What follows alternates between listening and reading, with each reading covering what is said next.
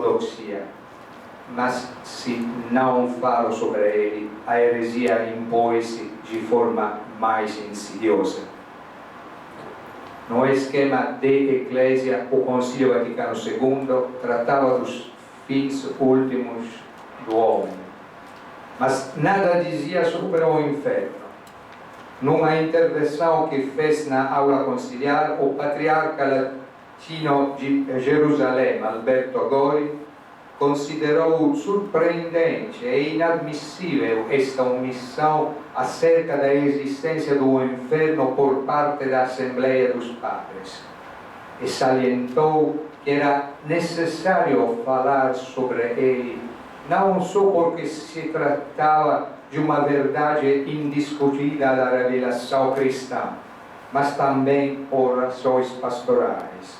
Dessa pastoral a que o Concílio atribuía uma importância tão grande.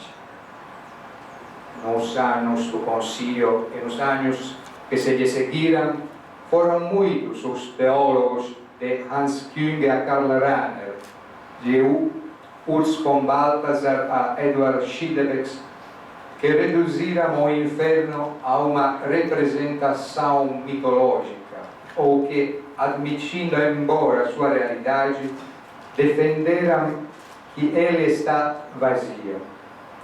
A negação ou o redimensionamento do inferno era consequência de uma insistência, talvez excessiva, na misericórdia divina, que levava a esquecer por completo o papel da justiça divina.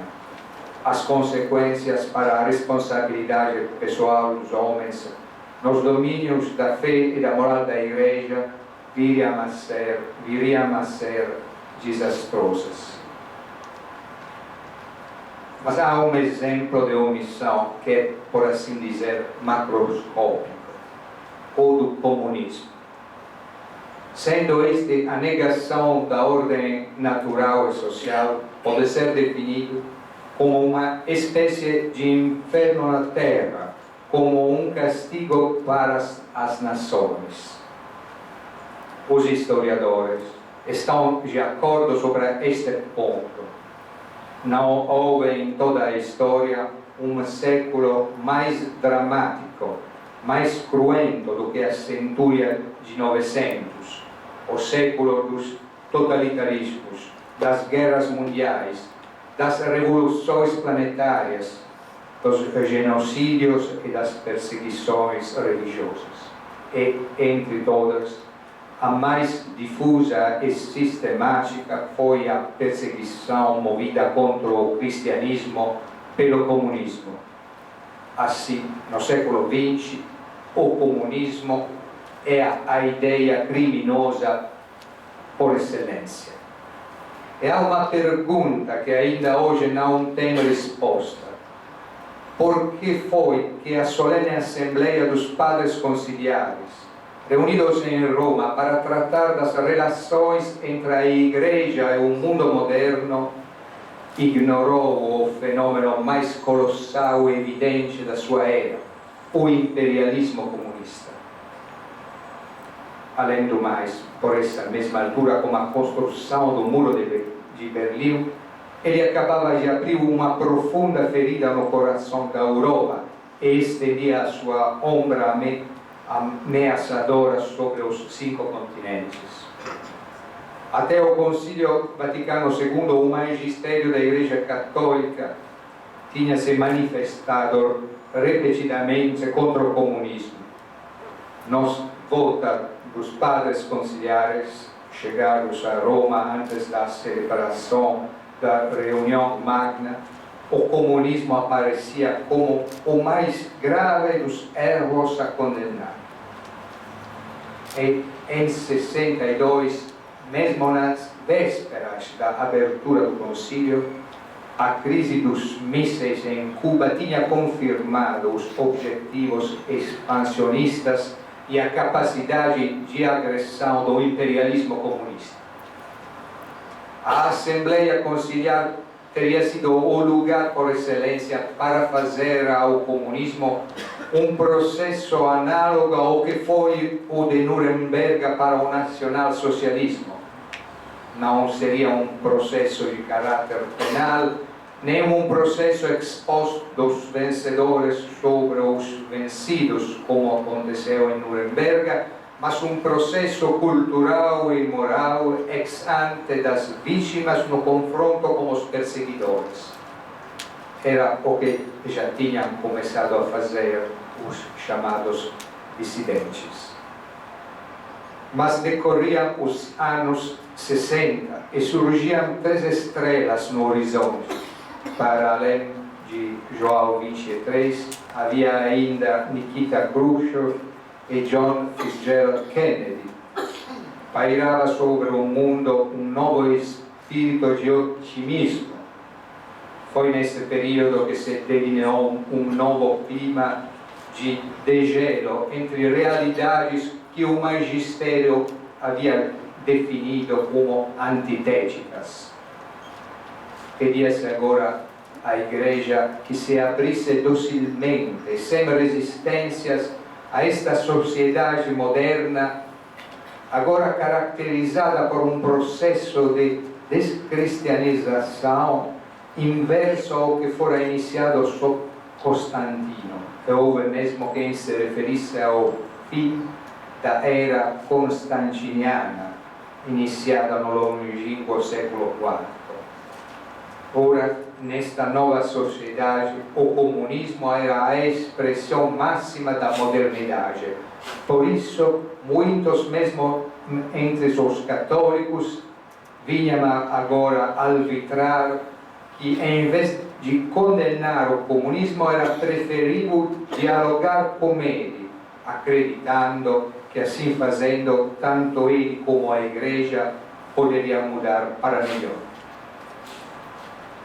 Sabemos hoje que, em agosto de 1962, na cidade francesa de Metz, o cardeal Tisserand, em representação do Vaticano, selou um acordo com o novo arcebispo ortodoxo de Yaroslav, Monsenhor Nicodemo, o qual, como ficou documentalmente provado após a abertura dos arquivos de Moscou, era um agente do KGB. Com base neste acordo, as autoridades eclesiásticas comprometeram-se a não falar do comunismo no concílio. Era esta a condição exigida pelo Kremlin para autorizar a participação de observadores do Patriarcado de Moscou no concílio. No arquivo secreto do Vaticano encontrei uma nota escrita por Paulo VI que confirma a existência deste acordo. Outros documentos de especial interesse foram publicados por George Weigel no segundo volume da sua biografia de João Paulo II. Entre as amplas fontes consultadas por este autor, contam-se os arquivos do KGB, do SP polaco e da Stasi da Alemanha de Leste. Weigel encontrou aí documentos que confirmam que os governos comunistas e os serviços secretos dos países do leste tinham penetrado no Vaticano, chegando a infiltrar-se até os mais altos níveis da hierarquia católica para promoverem os seus interesses. Durante os anos do concílio e do pós-concílio, o Colégio Húngaro de Roma transformou-se numa filial dos serviços secretos de Budapeste. Entre 65 e 87, todos os reitores deste colégio foram agentes treinados na área da desinformação e com uma específica competência para a instalação de sistemas de escuta. Por sua vez, ainda segundo Weigel, o SD polaco fez o possível por influenciar e deformar a discussão do concílio em certos aspectos da teologia católica, foi o caso do papel de Maria na história da salvação. O diretor do 4º departamento, o coronel Stanislav Moravsky, trabalhou com uma dúzia de colaboradores, todos eles peritos em Mariologia. A intenção era preparar um texto destinado aos bispos do concílio, no qual se criticava a concepção maximalista da Santíssima Virgem. Poucos foram os que se aperceberam desta agressão sistemática à Igreja. Um deles foi o professor Plínio Correa de Oliveira, verdadeiro animador da resistência conservadora no concílio, grande pensador e homem de ação, que conseguia perceber o que estava a passar-se graças à sua teologia contra-revolucionária da história. Entre os voltas chegados a Roma, há um que chama a atenção pela amplitude do quadro que apresenta, pelos males que denuncia e pelas soluções que propõe. É o do bispo de Jacarezinho, Geraldo de Proença Sigó, que em 61 seria elevado por João XXIII a arcebispo de Diamantina. Este texto de Dom Geraldo Sigó revela claramente a inspiração e talvez mesmo a mão de Plínio Correa de Oliveira, que em 59 tinha publicado no número 100 da revista Catolicismo o seu texto de referência Revolução e Contra-Revolução. Tal como Correa de Oliveira, também Dom Geraldo utilizava os termos revolução e contra-revolução como sentido preciso com que após a Revolução Francesa tinham sido usados tanto pelo magistério da Igreja como por esse fecundo filão do pensamento católico que foi definido de contra-revolucionário. E, de acordo com o bispo de Jacarezinho, já em 59 a situação da Igreja Católica era dramática, devido às infiltrações neomodernistas. As suas palavras: na minha modesta opinião, se o Concílio pretende obter efeitos salutares, deve começar por considerar o estado atual da Igreja, que, à semelhança de Cristo, vive uma nova Sexta-feira Santa, entregue aos seus inimigos sem defesa, como dizia Pio XII aos jovens italianos. É necessário compreender o combate sem tréguas que se trava em todos os campos contra a Igreja, conhecer o inimigo, distinguir a estratégia e a tática da batalha, a sua lógica, detectar claramente a sua psicologia e a sua dinâmica para interpretar com precisão cada um dos confrontos, organizar o contra-ataque e orientá-lo com segurança. Fim da citação de Dom Sigó.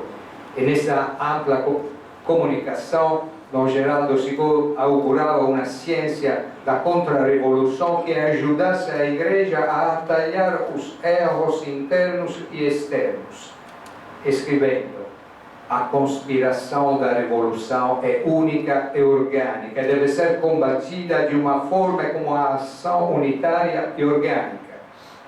Parece-me que deve ser criada uma estratégia católica e um centro de metódica batalha contra a revolução em todo o mundo, e os católicos devem ser chamados a isto. É razoável que a Santa Sé dirija esta ofensiva. Os elementos do clero do laicato que já foram provados na batalha contra-revolucionária devem constituir o Estado-Maior deste exército. Deve ser criada uma verdadeira ciência da guerra contra-revolucionária, tal como existe uma ciência da revolução. Fim da citação. Bem, a história é feita de minorias e também no Concílio Vaticano II se assistiu ao enfrentamento de duas minorias, uma conservadora e uma progressista. Entre elas havia essa massa baldeante que era o terceiro partido. Todavia, era o núcleo daquelas duas minorias que ainda tinha a ciência da revolução e da contra-revolução. A minoria progressista era formada por um grupo de bispos da Europa Central. Por isso se dizia que o reino vinha agora desaguar no Tibre. A figura-chave deste alinhamento foi o cardeal Suenens, que por muitos era tido como o chefe do progressismo europeu. O cardeal Suenens era o jovem cardeal de Bruxelas que no dia seguinte à sua elevação à púrpura acorreu a Roma para sugerir a João 23 que desse uma orientação pastoral ao concílio. Mas, sobretudo, era o homem que, desde o início do concílio, tinha estabelecido um pacto de ferro com Dom Helder Câmara, bispo auxiliar do Rio e depois bispo vermelho do Recife. Dom Helder estabeleceu desde a primeira semana uma intensa cooperação com o cardeal Suenens, que nas suas cartas privadas era indicado como não cifrado de Padre Miguel. A nossa amizade nasceu logo nos primeiros dias do concílio, recorda o cardeal Suenens.